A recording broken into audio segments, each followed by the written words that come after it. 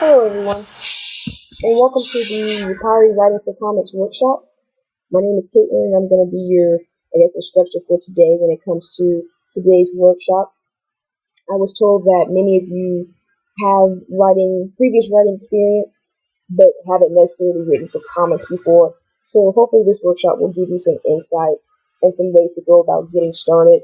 I'm not going to talk a whole lot today about actually writing, since you guys have previous experience, and I have a lot of confidence in that. But we're just going to go over some basics, just some things for you guys to know, do's and don't do's. However, I will say that if you do have any sort of previous writing experience, this should be fairly easy, since writing for comics is doing the same thing, which is just telling a story. So this shouldn't be too complicated for anyone. So with that being said, let's go ahead and jump right in and get started. So in today's agenda, I'm going to give you guys a little introduction to myself first, before we really get started, so you don't feel like you're just listening to a random person ramble on. Then we're going to get into some information about format, some best practices, and lastly, some notes and a few tidbits that I have to give to you guys. Starting with the introduction, again, my name is Caitlin. I actually graduated from Savannah College of Art and Design back in 2011. With my degree in animation as well as sequential art, so comics. I have taught and tutored many different people in illustration, comics, animation, those of the sort. So I always like to start my little information sessions off on a positive note, so hence my Batman background that I have up here for you guys. I'm a huge Batman fan, and it always just puts a little smile on my face every time I see it. So, so with that being said, oops, sorry about that, guys. So with that being said, I do have some background history when it comes to writing for comics. I've written my own comics as well as illustrated them, and I've also written comics for other people and illustrated comics for other people. So I don't claim to know everything there is to know, but I do at least have some experience, and can share that experience with you guys when it comes to writing for comics. And I hope you guys find this pretty well informative. So, going on to the next part here, we're going to talk about some format real quick. Like I mentioned before, there's no right or wrong way to write for comics. Only what works and what gets the story told clear and as entertaining as possible. So with that being said, let's jump into this two types of formats we're going to talk about today, which will be plot first and full script.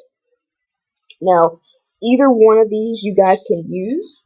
It's not set in stone for you guys to use either or. Honestly, for those of you who have never written for comics before, I'm actually going to suggest to you to use a combination of the two of these, if at all possible. The illustration team that I'm working with, have spoken with them when it comes to format, and they really are open to whichever. Their whole concern really is the clarity and the direction that you guys are going to give in these scripts. So really, when it comes to format, it's going to come down to what's easiest and comfortable for you guys, what works well for you, and what tells the story clearly, so we can get the correct illustrations to go along with what you guys are writing about. So with the first type, we're going to talk about plot first. It was a format that was originally created by Stan Lee when he started the Marvel brand. When he was getting Marvel started, he was writing pretty much all those stories himself. So he had to come up with a pretty quick way to get those stories over to his illustration team so they could get started. So he came up with this format called plot first, which is really a few chunks of paragraphs that are written at a time, as opposed to the entire script being written at once and then handed over. This is actually typically the most preferred way to format scripts for writers when they're writing for comics. However, again, that's not really a set in stone thing as well. I've seen scripts of all types. I've seen scripts that were either one of these two combinations, combination of the both, or something that was completely different. So again, it really just comes down to what you guys are comfortable with. The three things that that writers really like about plot first formatting is one, mainly it allows for any sort of changes to happen, or missions that need to happen a lot easier and quicker. Since the story isn't written out completely before it's given to the illustrators actually really are working alongside with the writers, really, since they're illustrating the story as it's being written, essentially. So because of that, if anything doesn't match up, or they notice that some scenes really aren't working very well together, it allows for those scenes to be taken out and changed a lot easier, so it doesn't destroy the flow or the pacing of the entire story, versus if that whole script had been written out at once. Once it's written out all at once, if you change one thing, typically that one thing can possibly change the entire flow and pacing of the entire story. Another big reason writers really like plot first is it gives them art inspiration as they're writing the story. So as the writers are seeing, they're seeing being drawn out by the illustrators, it kind of can prompt them into new ideas for what the next scenes are going to be, or even what the next book, what the next issue, the story is going to be. So that's another big thing that writers really like when it comes to plot first. The last thing they really like, which is a big deal for me, is it takes a lot of the guesswork as far as the pacing of the story goes. The writer really doesn't have to worry about that when they're writing plot first. Their main concentration is just the story itself, as opposed to how a story is going to work out in a comic format. The illustrator typically takes over that part. Once they read through the writer's paragraphs of what's happening in the story or what the scene is, then they just illustrate out what they just read from those paragraphs, and they kind of put everything together. They come up with how the panels are going to be, where the page breaks are going to be, and things like that. So it puts all that in their hands as opposed to the writers. The second format is full script, which again is really just that. It really resembles more of a movie or television script format than anything else. The pages that are written contain the panel descriptions, as well as the captions, the characters' dialogue and thoughts, or any sound effects that actually may happen. And really, the vast majority of the examples I'm going to show you guys too are more of a full script layout or a combination of the two. So you will get an idea. I'll show you an idea of what I mean when we have the character's dialogue and thoughts added into the actual script itself. Pluses for full script. One, the writer has complete and full control over the story because they are writing the entire thing. Full scripts typically are written in their entirety first before they're handed off to the illustrator or the penciler or whoever else.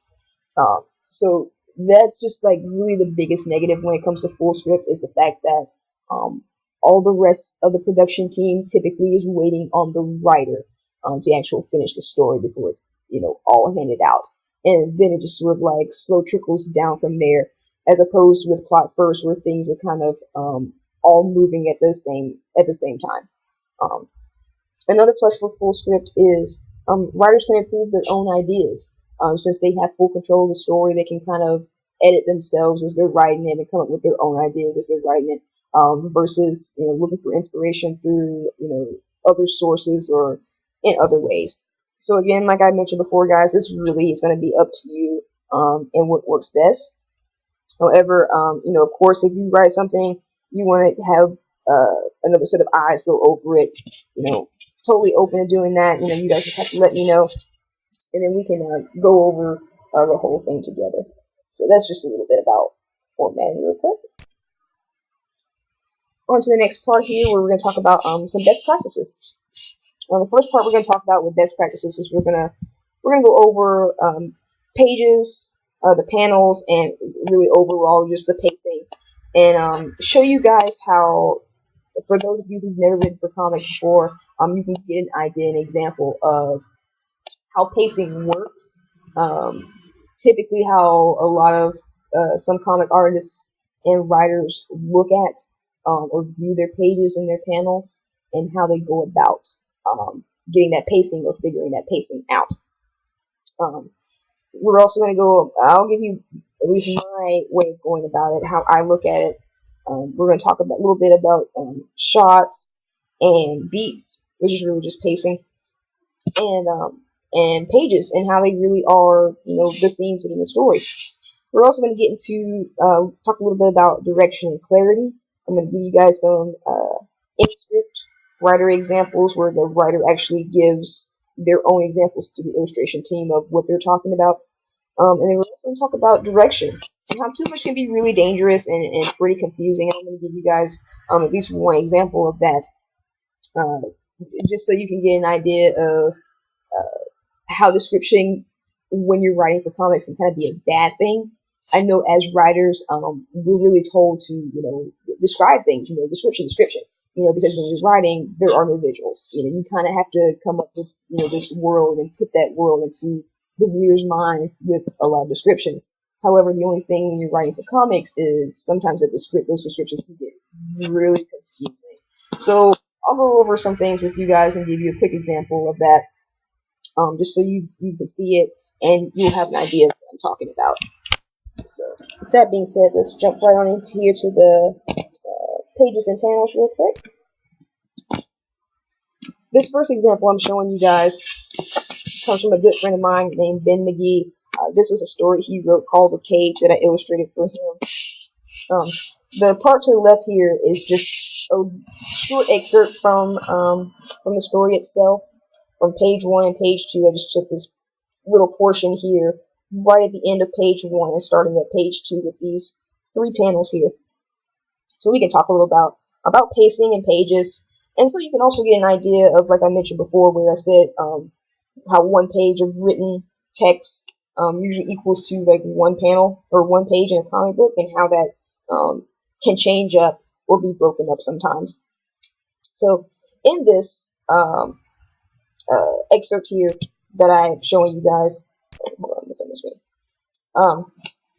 The section here on the right is actually the illustration I did for him that matches exactly what he wrote, where you see these last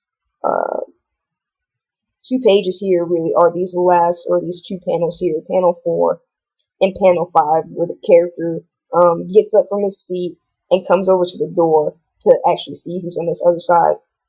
But then he has on page 2 where the character actually puts his hand on the doorknob and is actually about to open the door to see who's on the other side.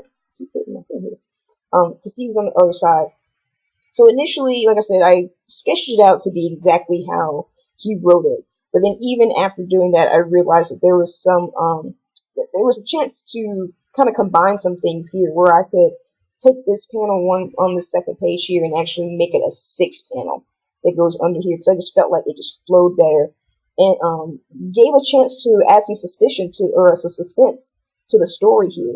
And in this next slide, I'll actually show you what I came up with, which is actually this, where, like I said, I took that last panel, or this first panel on page 2, and actually made it panel 6 of the first page, which will be this panel here, where his hand is grabbing the doorknob. The reason why I went ahead and did this is because, again, it's a suspense thing as far as telling a story. When the reader looks at this and they're reading along, they see the character put his hand on the doorknob. So as he's opening the door and the reader is turning the page, it's almost like they're opening the door as well.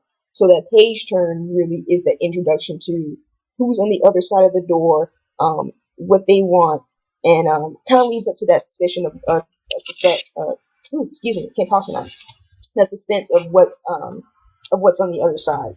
And so he actually ended up really liking this better versus what he had originally written.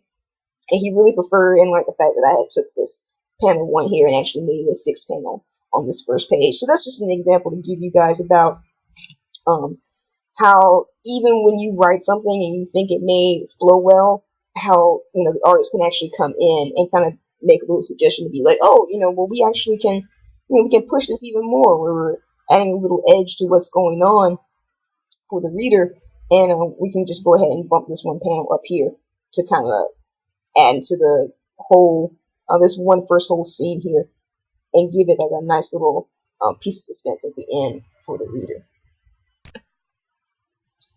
So the second example I'm showing you guys is actually one of my own pieces of work. As you see, my name up there.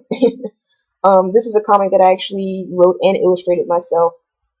And I wanted to show you guys this so you can also get an idea of how I go about writing comics and how I look at them. Since I also have a film background as well, since I also storyboard, since I also do comics, of course. I kind of tend to look at my comics like I look at my storyboards or my films, but I look at it in a way where each of my pages are scenes, just like a scene in the film, and each of my panels are shots within those scenes, just like shots within the scene in a film or a movie. So I typically find that idea and logic works better for people when they're writing for comics, or if they've never written for comics before, since people tend to be more attuned and more accustomed to movies and television, and they already understand how those things flow. So they're able to get their mind around how pacing works and how you can actually think about how the story is going to read for the reader when they're reading through this comic book. So you can see here where in this story that I've written, each of my pages that I'm going to go through, I have 2 more pages to show you guys, kind of leads into a different scene where the character here in the first page, it's kind of all summed up on this first page, what's going on. And then as we get into the second page, which is where that whole scene starts and his whole transition actually starts in this second scene. So I'm really breaking up, I'm kind of using my arrow key here to show you where I'm breaking this up, where I'm showing every page that I'm going into is kind of a break in the actual scene of what's going on. And even as we're going along, I'll show you the next 2 pages. Even between this second page going to this third one, we're kind of changing days here. This day is actually, as we get to the third page, is a whole brand new day. So that's just another way or suggestion I give you guys that you can look at it as you're writing the stories. Anytime you have like a drastic scene change, or if anything that's really edgy that's about to happen, anything that's really impactful is about to happen, you can use the fact that you know that the reader's going to take time to turn that page, or is going to be looking at these panels and taking their time reading through panels as a way to figure out how the story is going to pace out, where pages should end, where pages should keep going. So this really should just be is a kind of a good way to think about. Sorry about that. How to go about pacing yourself when you're writing these stories, and where you can break things up. Okay, so this next part we're going to talk about is just some direction and some clarity. This portion here we're going to talk about real quick. Again, this is just a little tidbit to give you guys. This excerpt that I have down here at the bottom is by another comic artist and writer that's really close to my heart, Roy Richards. This is actually from his comic where Rooks Roost that I illustrated for him. And in his script that he gave me, part of the my screen here. Part of the description that he gave me for this second panel, he actually put in a link to the visual of the environment that he's actually describing in this first part, as well as a link to some of the outfits or the clothes that the character that he's describing here is wearing, so I have a better visual of what he's talking about and the style that he's trying to convey to me. And you guys can do the same thing. I highly suggest this if at all you feel that what you're describing to us, you don't feel like that maybe it's clear enough, or you think that a visual would be better.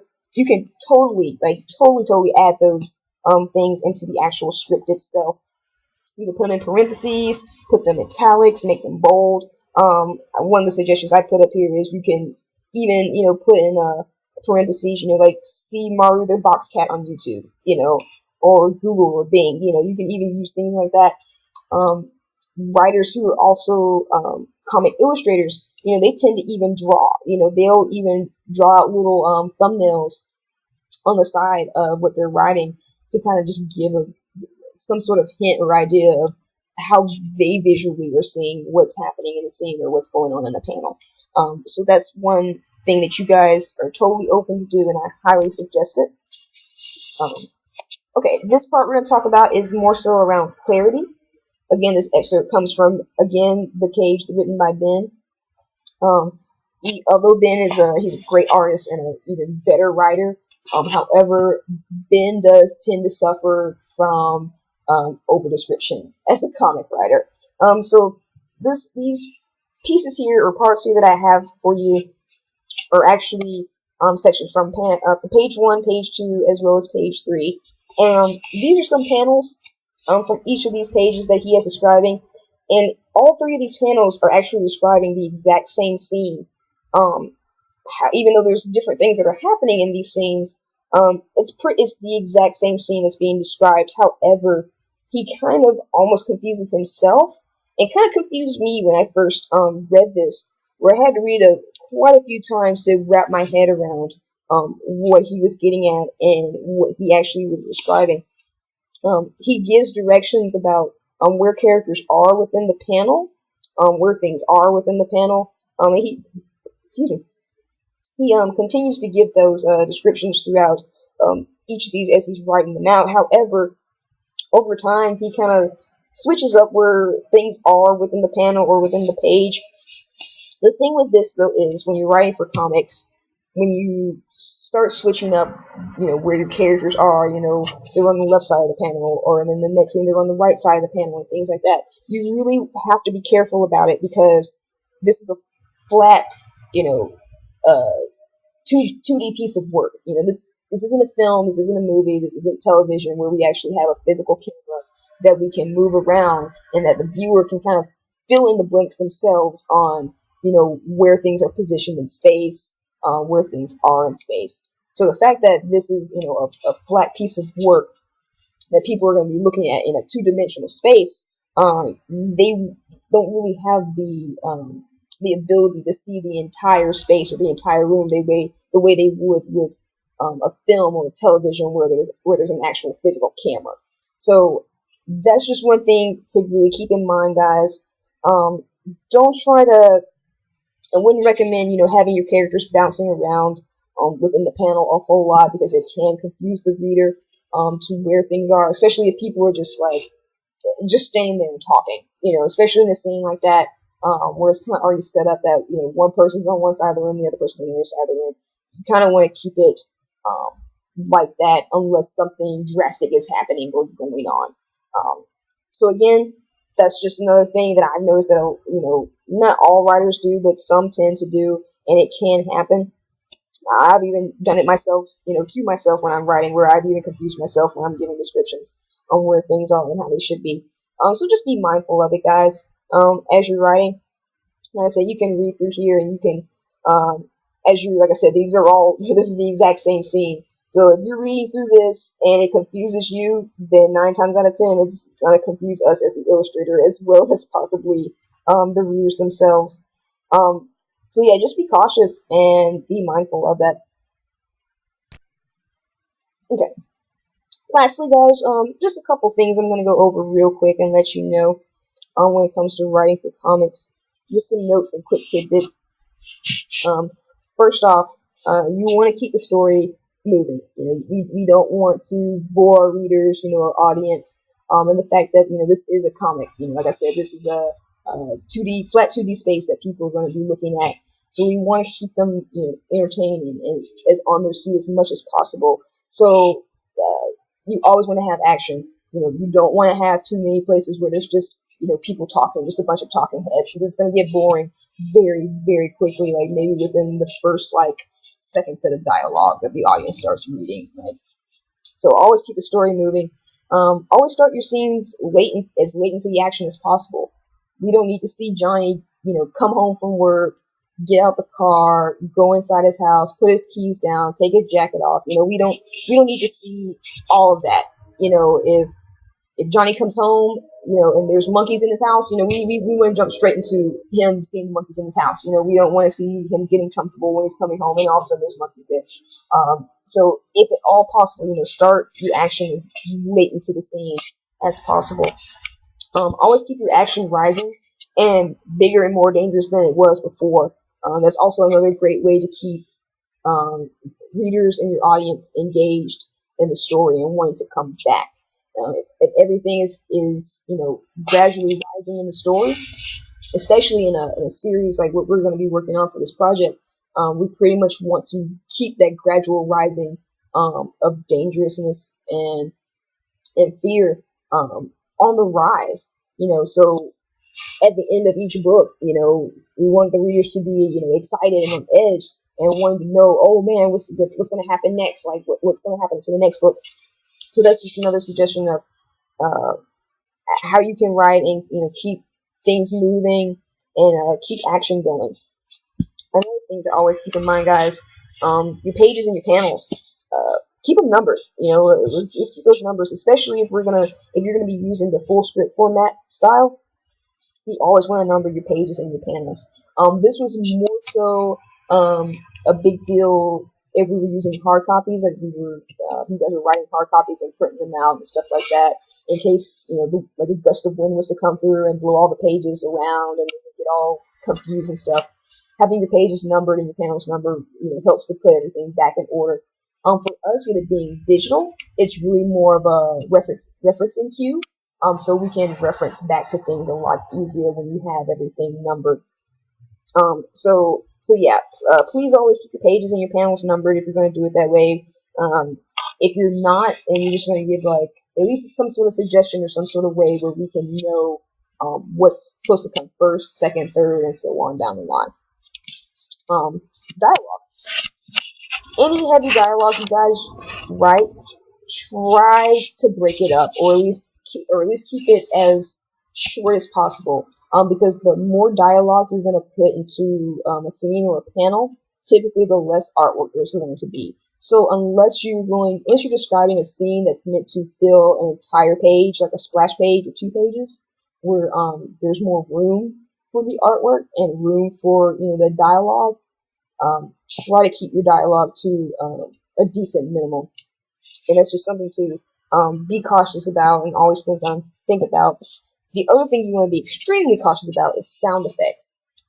Sound effects are really cool. They can be really fun, but they can be extremely complicated and extremely hard to go about doing.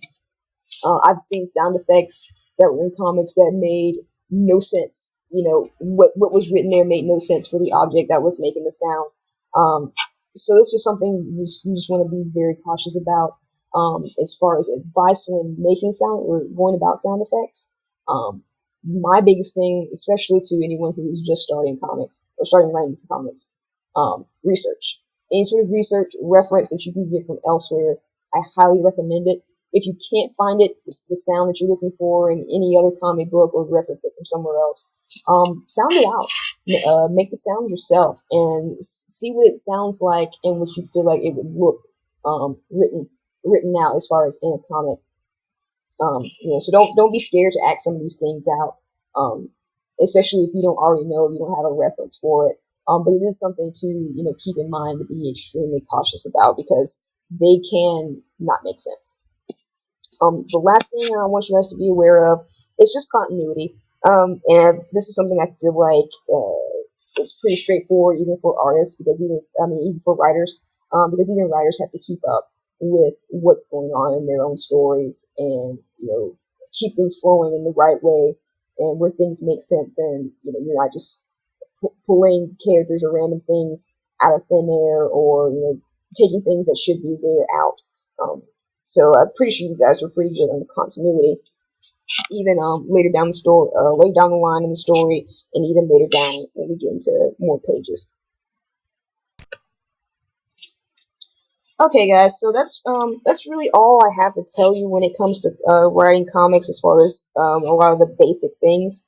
If you want to know some more or get into some more detail, I highly recommend Dennis O'Neill's the DC Comics Guide to Writing Comics. It's a very good read. It has a lot of information that I just gave you guys when it comes to writing for comics, as well as some more in-depth things about series and horror movies, humorous stories, things like that. So if you guys are really interested in the writing for comics, this is something you want to do, whether you want to make a career out of it or just a hobby, I highly recommend this book if you don't have it already. or haven't already read it. It has a lot of information in it that you guys probably could really use. Even for what we're doing with this project, Empire, I really recommend you guys go pick this book up. It's on Amazon, it's in bookstores, and it's pretty cheap. So, and I love it. So, I really recommend that for you guys. Outside of that, any questions?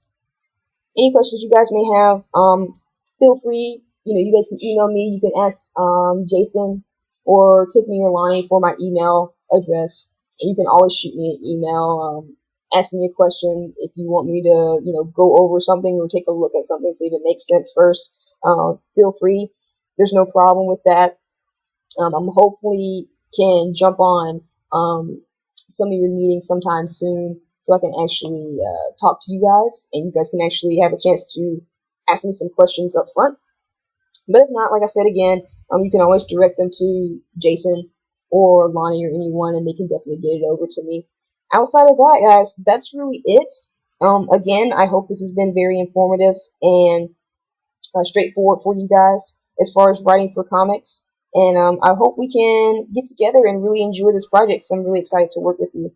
And have a great one.